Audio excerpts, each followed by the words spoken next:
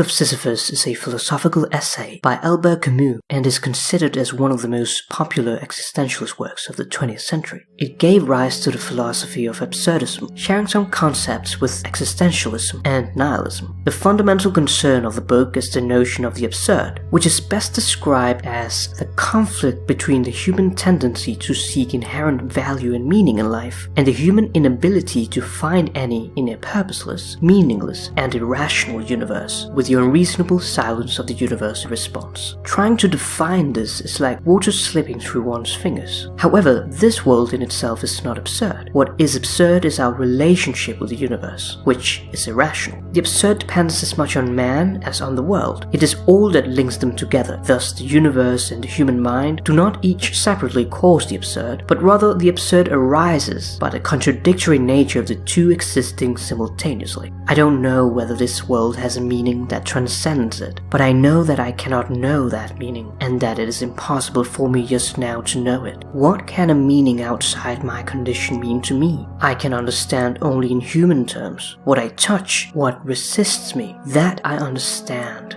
The Myth of Sisyphus explores the value of life in a world devoid of religious meaning. His work can be seen as a reply to Dostoevsky and Kierkegaard. He calls the absurd, which we all live in, to be sin without God. However, Camus does not consider himself as an atheist. He states, "I do not believe in God, and I am not an atheist." This reflects the notion of the absurd. The search of the possibility of the existence of God is humanly impossible, but this also entails that the proof that God does not exist is impossible too. He writes, "In a universe certainly divested of illusions and lights, man feels an alien, a stranger. His exile is without remedy, since he is deprived of the memory of a lost home or the hope of a promised land. This divorce between man and his life, the actor and his setting, is probably the feeling of absurdity."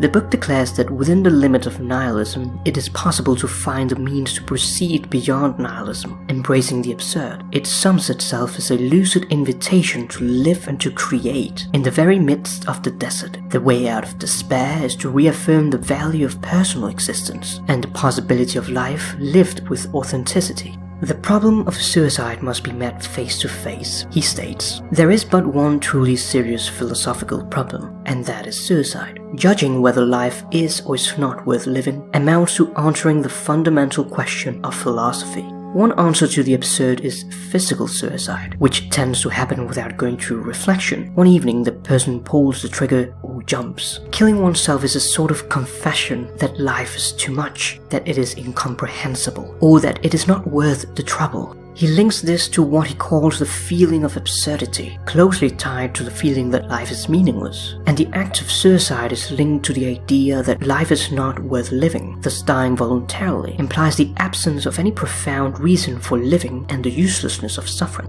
However, there are plenty of contradictions. Those who commit suicide might be assured life has a meaning, and those who feel life is not worth living still continue to live. Camus believes that our instinct for life is much stronger than our reasons for suicide. Avoiding the full consequences of the meaningless nature of life through an act of eluding, commonly manifesting itself as hope. Physical suicide is never an option for the absurd man. Much like the leap of faith, it is an acceptance at its extreme. It would be a way of going along with our absurd condemnation by implicitly affirming that life is really intolerably absurd and that suicide is our only option. The difference between an absurd man and an ordinary man is that the absurd man gets more out of life because his detachment comes from a heightened awareness that makes him more open to experiences. An absurd worldview is one that abandons values, one that rests content with description and does not seek explanation or justification. Through the examples of the seducer, the actor, the conqueror, and the artist, it becomes clear that the absurd man lives out a kind of show. He lives only as if he were fully committed to what he's doing.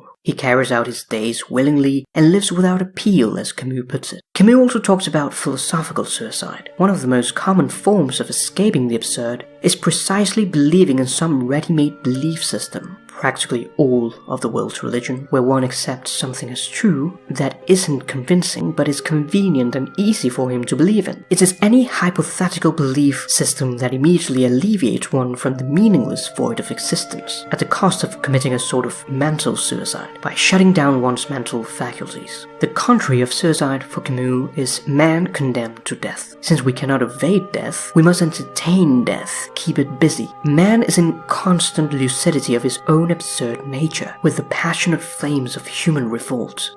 The only way to deal with an unfree world is to become so absolutely free that your very existence is an act of rebellion. We all live in an absurd freedom, and to become lucid and conscious of it is to revolt, embracing a world devoid of meaning or purpose. Revolt is a constant confrontation between man and his own obscurity. It is an insistence upon an impossible transparency. It challenges the world anew every second. Just as danger provided man with the unique opportunity of seizing awareness, so metaphysical revolt extends awareness to the whole of experience. Camus draws from the absurd 3 consequences. Revolt, we must not accept any answer or reconciliation in our struggle. Freedom, we are absolutely free to think and behave as we choose. And passion, we must pursue a life of rich and diverse experiences. Essentially, man is his own end, and he is his only end. If he aims to be something, it is in this life. The flames of earth are surely worth celestial perfumes. Another big part of the absurd is our daily existence. The absurd person is someone who has seen through the ridiculous repetitions of daily life. Rising, streetcar, 4 hours in the office or factory. Meal, streetcar, 4 hours of work. Meal, sleep. And Monday, Tuesday, Wednesday, Thursday, Friday and Saturday, according to the same rhythm. This path is easily followed most of the time, but one day the why arises, and everything begins in that weariness tinged with amazement. He associates this condemnation to the mythological character of Sisyphus, a man who lived an immoral life and who is condemned by the gods to the worst punishment of all, a monotonous and repetitive task consisting of rolling a large boulder up a hill only to reach the top of the hill and have the boulder roll back to the bottom for him to start all over again and again and again for eternity. Condemned to a life of pain, only to have his efforts be completely insignificant in the end. And there's nothing he can do to change that situation, so he lives without appeal. For Camus, Sisyphus is the ideal absurd hero, who lives life to the fullest, hates death, and is condemned to a meaningless task. This incredibly vivid imagery is an allegory of the human condition. It is our punishment to our futile search for meaning in an indifferent and meaningless universe. While working on the same mundane tasks, we all have to push our own boulders, only to watch it roll back down.